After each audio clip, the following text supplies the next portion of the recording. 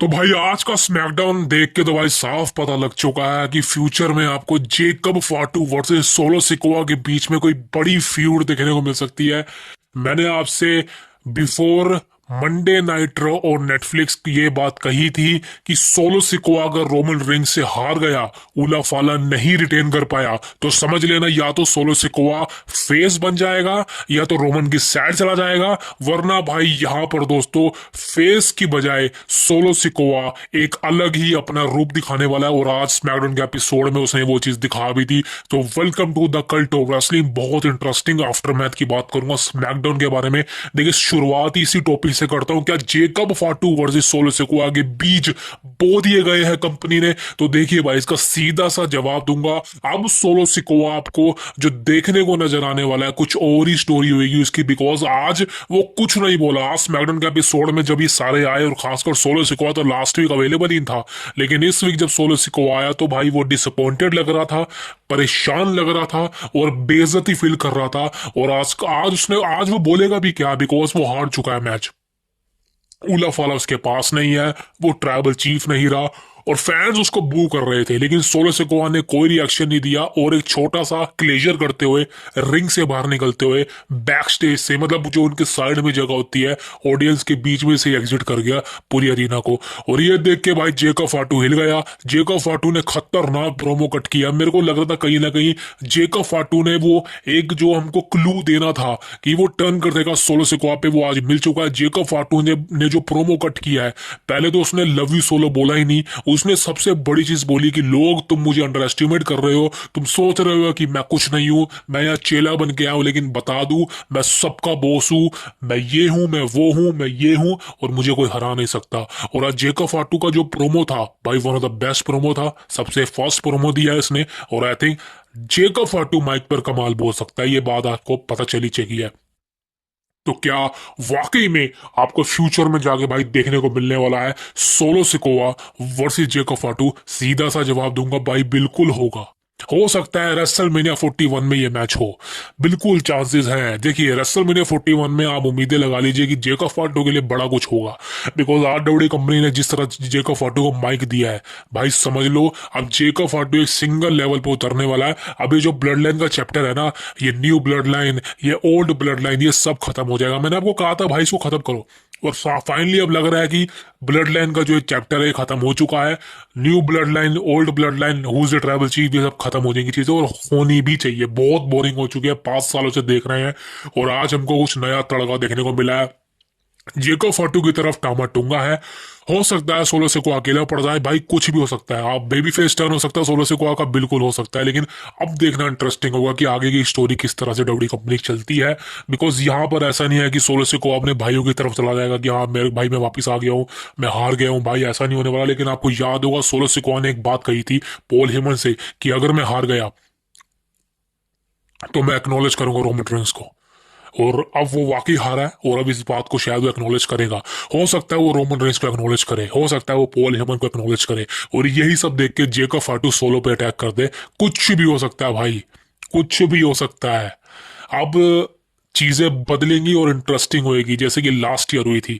अब देखना इंटरेस्टिंग होगा कि डब्ल्यू कंपनी इसको किस तरह से बुक करती है। भाई हम सब इंटरेस्टेड है भाई इस चीज को, इस फील्ड को देखने के लिए, बिकॉज कौन नहीं देखना चाहेगा Jacob Fatu versus Solo Sikoa के बीच में फ्यूड। मेरे हिसाब से ये मैच आपको रेसलमेनिया में मिल चुका है, और रेसलमेनिया में ये मैच होगा Jacob Fatu versus Solo Sikoa, एक सिंगल मैच होगा बवाल लेवल का। इसके बाद दोस्तों packaging start film Charlotte Flair return. जी हाँ, शार्लेट फ्लेयर का रिटर्न अनाउंस हो चुका है। वैसे मेरे को लग रहा था कहीं ना कहीं सरप्राइज रिटर्न होगा, लेकिन आप सबको पता है भाई इंटरनेट पे ये चीजें फैली हुई है कि शार्लेट फ्लेयर का रिटर्न होने वाला है। तो डब्ल्यू कंपनी को पता है कि भाई आज नहीं तो कल इसका रिटर्न होगा, ये सब जानते ही हैं, और कौन सा कुछ खो जाना है। तो शार्लेट फ्लेयर का इन्होंने वीडियो बना के अपलोड कर दिया और बता दिया कि शार्लेट आने वाली है। मैं आपको क्लियर बोल दूं, रॉयल रंबल में शार्लेट नहीं आएगी, मेरे को नहीं लगता, बिकॉज रॉयल रंबल में सरप्राइज एंट्री होती है, और डब्ल्यू कंपनी ने ऑलरेडी अनाउंस कर दिया, तो सरप्राइज एंट्री बची नहीं। हो सकता है रॉयल रंबल के बाद जो मंडे नाइट होगा या फिर स्मैकडाउन होगा, वहां पे शार्लेट का रिटर्न हो। भाई जब भी होगा बेस्ट होगा, और ये आई थिंक नए कैरेक्टर में आ सकते हैं Charlotte Flair. But I think the one of the biggest thing is Charlotte भाई अपने आप में एक ओवर हाइप सुपरस्टार है, और जिस वजह से उसको बू भी मिलती है। लेकिन अब देखते हैं कि भाई शार्लेट का जो एक कैरेक्टर आ रहा है वो फेस होगा या हील होगा। दोनों में इंटरेस्टिंग चीजें बहुत इंटरेस्टिंग लेवल पर देखने को मिलेगी। अब दोस्तों बात करता हूँ रोमन रेंस का रिटर्न। देखिए दोस्तों, रोमन रेंस का रिटर्न आपको देखने को मिलने वाला बिफोर रॉयल रंबल। जी हाँ, जो रॉयल रंबल से पहले का मंडे नाइट रो होगा वहां पे रोमन रेंस आएगा, और वहां पे रोमन ही नहीं सभी आएंगे, सीएम पंक, जॉन सीना, जितने भी रॉयल रंबल में मेन कंटेंडर है वो सारे आपको फेस ऑफ में दिखने वाले हैं। जॉन सीना भी आएगा। तो बिफोर मंडे नाइट रो, सॉरी बिफोर रॉयल रंबल का जो मंडे नाइट रो नेटफ्लिक्स पर होगा, वहां पर आपको सारे बंदे देखने को मिलने वाले हैं, या उससे एक हफ्ता पहले भी आ सकते हैं, लेकिन सैटरडे नाइट मेन इवेंट के बाद ही चीजें होंगी। So that is the biggest thing. अब दोस्तों बात करें भाई रॉक के बारे में। देखिए रॉक के बारे में रूमर है, रॉक के बारे में तगड़ी चीज है, रॉक के बारे में क्लैरिफिकेशन है। देखिए डब्ल्यू कंपनी ने फिलहाल जो सेटअप बना रखा है, डब्ल्यू कंपनी ने ये सोच के रखा है कि रॉक रेसलमेनिया में मैच नहीं लड़ेगा। डब्ल्यू कंपनी को पता है कि भाई हो सकता है कि रॉक रेसलमेनिया में मैच ही ना लड़े, रॉक रेसलमेनिया में आई ना। देखिए डब्ल्यू कंपनी फिलहाल जानती है कि रॉक उनके लिए जरूरी है। अगर रॉक रोमन करवाना है तो बिल्डअप स्टार्ट करना पड़ेगा, और बिल्डअप की शुरुआत रॉयल रंबल में करनी पड़ेगी। मैं ये कहता हूँ कि अगर रॉयल रंबल या उसके बाद कुछ हुआ या कुछ नहीं हुआ तो समझ लेना भाई, सिंपल सी बात है, रॉक इस बार की रेसलमेनिया में परफॉर्म नहीं करेगा। मुझे सबसे ज्यादा चांसेस यही लगते हैं कि रॉक लड़ने वाला नहीं है, और ये आपको मैं ऑलरेडी बता चुका हूँ। आप में से बहुत से लोगों का कहना है कि भाई तू गलत है भाई, चलो मैं जो भी हूं, बट द फैक्ट इज कि रॉक कम्पीट नहीं करेगा। लेकिन जो चीजें चल रही हैं, फैंस चाह रहे हैं कि रॉक रोमन हो, तो भाई इंटरेस्टिंग लेवल पे जाने वाली चीजें। अब देखते हैं कि रेसलमेनिया 41 में इनका मैच होता है या नहीं। लेकिन डोडी कंपनी का एक बैक प्लान है कि अगर रॉक रेडी हो जाता है तो भाई फ्यूड स्टार्ट होने वाली है। और मान लीजिए रॉयल रंबल के बाद जो रेसलमेनिया का किक ऑफ इवेंट होने वाला है, भाई वहां पर आपको सारी चीजें क्लियरिफिकेशन में मिल जाएंगी। अगर रॉक रोमन होना है भाई वहां पर हो सकता है, वहां पर ये मैच ऑफिशियल हो सकता है। That is a biggest thing. अब दोस्तों बात करते हैं रूमर की, ये है जे उसो का वर्ल्ड हैवीवेट चैंपियन बनना। आप देखिए सैटरडे नाइट मेन इवेंट में जे उसो वर्सेस गुंथर का मैच बुक है, और ये मैच ऑफिशियल है, और आई थिंक ये मेन इवेंट होगा। अब देखते हैं कि भाई शो में होता क्या, ये मैच में होगा क्या। देखिए जे उसो को बहुत अपॉर्चुनिटी मिली है वर्ल्ड हैवीवेट टाइटल की पिछले साल, इंटर कॉन्टिनेंटल चैंपियनशिप की जो वो जीता वो हार भी गया, मनी इन द बैंक जीतने की। इवन आई थिंक उसने कहीं और भी उसको अपॉर्चुनिटी मिली है, लेकिन वो हर बारी हारा है, हर बारी हारा है, जिस वजह से उसके कैरेक्टर पर थोड़ा बहुत भी इम्पैक्ट नहीं पड़ा। जी हाँ, बिल्कुल नहीं पड़ा। अभी भी फैंस उसको पसंद करते हैं। लेकिन अब जे उसो को उतारा है गुंतर के सामने, वो भी वर्ल्ड हैवीवेट चैंपियनशिप के लिए। यहाँ पर दोस्तों बहुत से लोगों का ये मानना है कि जे उसो जीत सकता है ये टाइटल, बिकॉज जो फेम इस समय जे उसो के पास है, अगर उसने वर्ल्ड हैवीवेट चैंपियनशिप जीत ली तो सही कह रहा भाई, ये बंदा ओवर कर जाएगा बहुत से सुपरस्टार्स को, बहुत से सुपरस्टार्स को ये बंदा ओवर कर जाएगा। मैं ये नहीं कह रहा कि जे उसो में वो कैलिबर नहीं है, जे उसो बिल्कुल जीत सकता है वर्ल्ड हैवीवेट चैंपियनशिप, कोई बड़ी चैंपियनशिप नहीं है इतनी। लेकिन भाई मेरे को ऐसा लगता है कहीं ना कहीं डब्ल्यूडब्ल्यूई कंपनी का गुंतर को हराना इस लेवल पे वो बहुत मुश्किल है, वो बहुत मतलब मुश्किल डिसीजन है कि उन डब्ल्यू कंपनी ने सोचते हैं कि हाँ गुंतर को मनाएंगे। अब ऐसा मत समझना कि जेउसो अगर हार गया तो भाई उसके कैरेक्टर में कोई फर्क पड़ेगा। देखिए यार सिंपल सी बात है, डब्ल्यू कंपनी का एक एक प्लान है कि उनको एक बड़ा मैच बुक करना है। अब जेउसो के पास जो हाइप है, जेउसो के पास जो एक तरह से ऑडियंस का सपोर्ट है वो बड़ा है, समझ सकते हो। गुंतर से भी बड़ा है, गुंतर से भी ज्यादा फेम जेउसो के पास है, आप सब जानते हैं। लेकिन यहाँ पे जेउसो का क्लियर हारना वो कहीं ना कहीं प्रॉब्लम हो सकती है। हो सकता है कि इस मैच में किसी की इंटरफेरेंस हो जाए, लोगन पॉल की हो जाए, गोल्डबर्ग की हो जाए, कुछ भी हो सकता है। लेकिन एक बात तो कंफर्म है दोस्तों, यहाँ पर कुछ ना कुछ हमको देखने को मिलेगा। लेकिन अगर इसका क्लियर रिजल्ट आ गया तो भाई वो सही नहीं होगा, बिकॉज अगर इसमें जेउसो को क्लियर जितवा दिया जाए, ऐसा तो कभी नहीं हो सकता, या गुंथर को क्लियर जितवा दिया जाए, ऐसा भी नहीं होगा। तो इस मैच में जो चीजें होने वाली है वो बहुत ही अटपटी होंगी। गुंथर का टाइटल रिटेन करना तो कंफर्म है, लेकिन जेउसो का भी यहाँ पे थोड़ा बहुत जीतने के चांसेस है, ज्यादा मैं मानता नहीं, लेकिन थोड़े बहुत लग रहा है कि भाई जेउसो इस समय कुछ ना कुछ तो करेगा। That is the biggest thing. अब दोस्तों बात करता हूँ स्मैकडाउन में हुए एक मैच की, ये था ट्रिफनी स्ट्रैटम वर्सेस बेली। मेरे को समझ नहीं आ रहा कि डब्ल्यू कंपनी मैच क्यों करवा रही है, सिर्फ इसीलिए कि ट्रिफनी स्ट्रैटम ने भाई money in the bank cash in किया, उसको एक अच्छा चैंपियन दिखाना है, हमको ऐसा चैंपियन दिखाना है कि ये जो है ये टाइटल रिटेन भी कर सकता है, नंबर 1 कंटेंडर बन के भी और टाइटल जीतने के बाद भी। और आज इनका मैच मैंने देखा, पूरा तो नहीं देखा लेकिन जो भी कुछ देखा मैंने उस हिसाब से मैं सिर्फ ये बताना चाहता हूँ, मैच मैच अच्छा था, कोई दिक्कत नहीं थी। लेकिन ये वन साइडेड मैच लगा मेरे को, सारा ट्रिफनी ने डोमिनेट किया बेली को। ऐसे लग रहा था कि बेली खुद ब खुद ये बोल रही है कि आ तो मुझे मार। तो भाई कहीं ना कहीं ये जो ट्रिपल एच ने मैच बुक किया ये इसकी जरूरत नहीं थी, या तो इसको रॉयल रंबल में बुक करते या सैटरडे नाइट मेन वाले बुक करते। स्मैकडाउन में बुक करने का मतलब नहीं था, और वो भी बेली के सामने बेली को पूरा तरह से डिस्ट्रॉयबल दिखाया गया। सो मैं उसके बिल्कुल पसंद में नहीं हूँ। मैं जानता हूँ कि ट्रिफनी स्टारडम एक ओवर हाइप है, और ट्रिफनी स्टार्डम ने टाइटल जीत लिया है नाया जैक से, बहुत अच्छी बात है, और उसके ऊपर हाइप चढ़ी हुई है, बहुत अच्छी बात है। लेकिन मेरे को कहीं ना कहीं लगता है कि ट्रिफनी स्टार्डम लंबा नहीं खेल पाएगी, मेरे को लगता है ज्यादा से ज्यादा रेसलमेनिया के बाद ये बोरिंग हो जाएगी। वैसे तो अभी से भी बोरिंग है, बिकॉज कहीं ना कहीं भाई शरीर दिखाना, बड़े बड़े बोब्स दिखाना, इसी को रेसलिंग नहीं कहते। समझ लो, पिछवाड़ा दिखाना इसको रेसलिंग नहीं कहते। आपके पास एक करिश्मेटिक थिंग होनी चाहिए। और वैसे भी यार इसकी आवाज मेरे को पसंद नहीं है। अब ये ना कहने मेरी पर्सनल हेटनेस है इसके साथ, बिल्कुल भी नहीं है भाई। सुपरस्टार वो होता है जिसको सुनने देखने में मजा आए, और आई थिंक ट्रिफनी स्टार्डम को सिर्फ देखने में मजा आता है, सुनने में तो बिल्कुल नहीं आता होगा, मुझे तो देखने में भी नहीं आता भाई। तो समझ लो भाई कि जो ब्रिटिशर्स होते हैं ना, इनकी आवाज थोड़ी अलग सी होती है। वैसे ड्रू मैकइंटायर भी ब्रिटिशर है, लेकिन वो स्कॉटलैंड का है, तो उसके एक्सेंट मेरे को अच्छे लगते हैं। गुंथर के एक्सेंट मेरे को पसंद नहीं है, ट्रिफनी स्टार्डम के तो बिल्कुल मेरे को पसंद नहीं है। तो ये वो बंदे हैं भाई जिनको देखने में सुनने में मजा नहीं आता मेरे हिसाब से भाई। जब भी चीजें हो इंटरेस्टिंग लेवल पे हो, आई थिंक शार्लेट फ्लेयर के साथ जब इसकी फ्यूड होगी तब मजा आएगा, और शार्लेट फ्लेयर को हरा देगी, that is the biggest thing. अब दोस्तों बात करता हूँ एक वन मोर थिंग की, एंड ये है जिमी ऊसो के बारे में। देखिए जिमी ऊसो भाई, क्या कर रहा है जिमी ऊसो। अब देखने को लग रहा है कि जिमी ऊसो पर अटैक पे अटैक हो रहे हैं। पहले तो भाई जिमी ऊसो भाई एक तरह से ओवर ही कर रहा है बंदों को। आज जेको फाटू ने अटैक किया जिमी ऊसो पर बुरी तरह से। अब समझ नहीं आ रहा कि स्टोरी जहाँ जा रही है, स्टोरी कहाँ जा रही है। जिनको जिमी ऊसो कल्ला है, रोमन आ नहीं रहा, जे ऊसो रो पर है, और 16 से को जा चुका है। तो जेको फाटू और जिमी ऊसो के चक्कर क्या है। वैसे बता दूं दोस्तों, सैटरडे नाइट मेन इवेंट में जेको फाटू वर्सेस ब्रॉन स्ट्रोमन के बीच में एक सिंगल मैच बुक हो चुका है, और ये मैच ऑफिशियल हो चुका है। अब आप सबको पता है इस मैच में किसकी जीत होगी, किसकी हार होगी, बताने की जरूरत नहीं है, लेकिन मैच दमदार हो सकता है। जेको फाटू का फर्स्ट पीएलई मैच है। अब देखते हैं भाई उसका डेब्यू मैच कैसा होता है डब्ल्यूडब्ल्यूई कंपनी के पीएलई इवेंट में।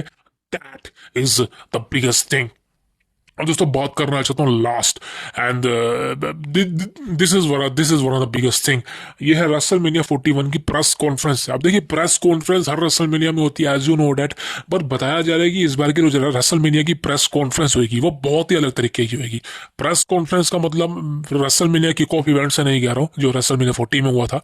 ये प्रेस कॉन्फ्रेंस वो होती है जहां पर बहुत सारी मीडिया अवेलेबल होती है, और वो बहुत सारे सवाल पूछती है। वैसे तो भाई पोस्ट स्क्रम भी होती है, लेकिन ये वो नहीं होगी। ये रेसलमेनिया से 2 या 3 दिन पहले होगी। अब यहां पर बड़ा क्या हो सकता है दोस्तों, यहां पर डब्ल्यूडब्ल्यूई कंपनी कुछ मेजर अनाउंसमेंट कर सकती है।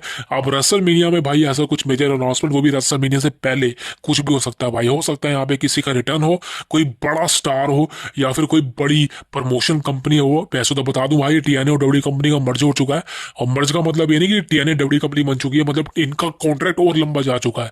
यानी कि आप जो देखने को मिलता था टीएनए के सुपरस्टार्स जो डब्ल्यूडब्ल्यूई कंपनी में देखने को मिलते थे, वो भाई अब और भी आएंगे। यानी कि जो जेडन क्या नाम है उसका, जॉर्डन ग्रेस, भाई वो तो कंफर्म है कि वो डब्ल्यूडब्ल्यूई कंपनी के सुपरस्टार बनने वाली। उसका कॉन्ट्रैक्ट टीएनए के साथ ऑलरेडी एक्सपायर्ड हो चुका है, एंड हो चुका है, फिनिश हो चुका है। अब देखते हैं कि भाई डब्ल्यूडब्ल्यूई कंपनी में इसका डेब्यू कब होता है। But that is a biggest thing कि टीएनए और डब्ल्यूडब्ल्यूई कंपनी का एक तरह से बिजनेस मर्जर हो चुका है। वैसे बता दो भाई, रेसलमेनिया की जो प्रेस कॉन्फ्रेंस होने वाली है वहां भी भाई कुछ ना कुछ बवाल हो सकता है। बताया जा रहा है कि वहां पे कुछ मेजर अनाउंसमेंट हो सकती है शेयर्स को लेके। आई डोंट नो मैन, इस समय जो बिजनेस चल रहा है भाई उसको देख के तो सिंपल से यही चीज मेजरमेंट हो रही है कि कुछ भी हो सकता है। WWE company is now an unpredictable form, nobody can जज what is gonna happen next. I think that is the biggest thing. WWE company की सबसे बिगेस्ट थिंग यही रही कि भाई वो एक एंटरटेनमेंट इंडस्ट्री है, और यही सबसे बेहतरीन चीज है उनके लिए। अब देखते हैं कि भाई शो कैसा होता है। One of the biggest thing is, अब दोस्तों बात करना चाहता हूँ one of the biggest thing is Kevin Owens versus Cody Rhodes. अब भाई इनके बीच में तीसरा मैच है। अब कैसा मैच होगा मुझे बताने की जरूरत नहीं है, मैच अच्छा होगा, दोनों अच्छे परफॉर्मर है, और लैडर मैच है। Title title on the line होंगे, वो भी लैडर पे लटके। काफी समय से डब्ल्यूडब्ल्यूई कंपनी में कोई लैडर मैच नहीं हुआ, वो भी टाइटल्स के लिए। So that is the biggest thing. अब यहाँ पर दोस्तों शोन माइकल्स आने वाला है दोनों को समझाने के लिए। वैसे बता दूं सैटरडे नाइट मेन इवेंट में दोनों का कॉन्ट्रैक्ट साइनिंग है, और दोनों के बीच में शोन माइकल अवेलेबल होगा। शोन माइकल दोनों को समझाएगा कि तू क्या कर रहा है, तू क्या कर रहा है, तू क्या कर रहा है, तू क्या कर रहा है। तो भाई सिंपल सी बात है, ये चलने वाली है। लेकिन मैच की क्वालिटी की बात करूं, वो रोयल रंबल में होगा, और कॉन्ट्रैक्ट साइनिंग होगी सैटरडे नाइट को। अब देखते हैं भाई दोनों के बीच में कॉन्ट्रैक्ट साइनिंग में क्या होता है। वैसे बता दूं लास्ट टाइम जो हुआ था, you don't forget that. But हाँ, एक चीज इंटरेस्टिंग है कि दोनों की फ्यूड अच्छी चल रही है। अब आई थिंक लास्ट मैच इनकी फ्यूड का, और रोयल रंबल में केविन ओवेंस हारेगा with the help of Randy Orton. जी हाँ, रेंडी ओटन का कंफर्म रिटर्न होने वाला है। अगली अपडेट इस बारी में है।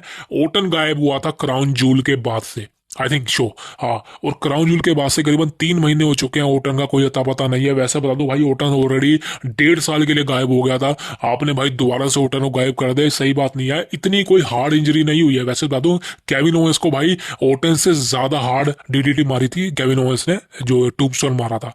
फिर भी कोडी रोड्स का जो है रिटर्न हो गया कुछ ही हफ्तों के अंदर, 1-2 हफ्तों के अंदर। लेकिन भाई कि रेंडी ओटन का तो अभी तक रिटर्न ही नहीं हुआ। ओटन ऐसा भाई कौन सा इंजर्ड हो गया, तो बता दो। कोई और प्रॉब्लम है, कोई और प्लांटेशन है? लेकिन बता दो दोस्तों, रॉयल रंबल के अंदर आपको रेंडी ओटन का मैसिव रिटर्न देखने को मिल सकता है। That is the biggest thing. अब देखते हैं भाई रॉयल रंबल कितना बड़ा पीएलई सेल आउट होता है, और सैटरडे नाइट मेन इवेंट को डब्ल्यू कंपनी किस तरह से प्रोड्यूस करती है। और आने वाले समय में भाई और भी भरपूर अपडेट्स मिलेंगे आपको। But the most important thing, उसी के लिए मैं आज आया हूं दोस्तों। यहां पर बात करना चाहूंगा कोरी ग्रेव्स के बारे में, बट मैं यहाँ बात नहीं करता। बट आई थिंक ये इंपॉर्टेंट न्यूज है दोस्तों। बताया जा रहा है कोरी ग्रेव्स ने जो भी कुछ किया कोरी ग्रेव्स ने, वो सिर्फ इसीलिए किया बिकॉज डब्ल्यू कंपनी उनको फायर कर दे, यानी कि रिलीज कर दे। मैंने आपको बताया था कि भाई कोडी रोड्स जो है, कोडी रोड्स कह रहा, कोरी ग्रेव्स जो है डब्ल्यू कंपनी के साथ कितने लंबे समय से है, मुझे बताने की जरूरत नहीं है। 10 साल हो गए उनको कमेंट्री पे, और डब्ल्यू कंपनी उनको लड़ने भी नहीं देती है, परफॉर्म नहीं करने देती। लेकिन दोस्तों, one of the major thing is कि भाई कोरी ग्रेव्स अमेजिंग कमेंट्री करते हैं। आप सब जानते हैं इस बात को, और इसमें कोई शक नहीं है कि कोरी ग्रेव्स जैसा कमेंटेटर मिलना बहुत मुश्किल है।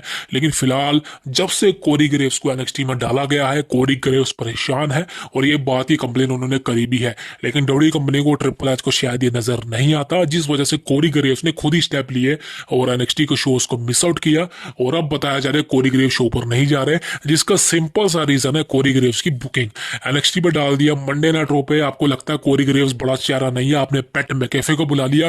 अब ले लो, पैट मैकेफे ईएसपीएन पे जा रहा है 2-3 हफ्तों के लिए। अब क्या उखाड़ लोगे तुम? अब किसको लाओगे माइकल कोल की जगह? तो समझ लो मेरे भाई, चीजें इंटरेस्टिंग लेवल पे होती हैं। लेकिन आप ऐसा नहीं है कि आप पुराने बंदे को हटा के नए बंदे को ला रहे हो। मैं ये नहीं कह रहा कि पैट मैकेफे जैसा बढ़िया कमेंटेटर नहीं है। भाई कोरी ग्रेव्स अपनी जगह है, पैट मैकेफे अपनी जगह है। जो पैट मैकेफे है वो थोड़ा कॉमेडियन है, और जो कोरी ग्रेव्स है वो सीरियस है। कोरी ग्रेव्स एक एक इंडिविजुअल पर्सन, सीरियस बंदा है, वो अपने हिसाब से कमेंट्री करता है। माइकल कोल अपने हिसाब से कमेंट्री करता है, पैट मैकेफे अपने हिसाब से कमेंट्री करता है।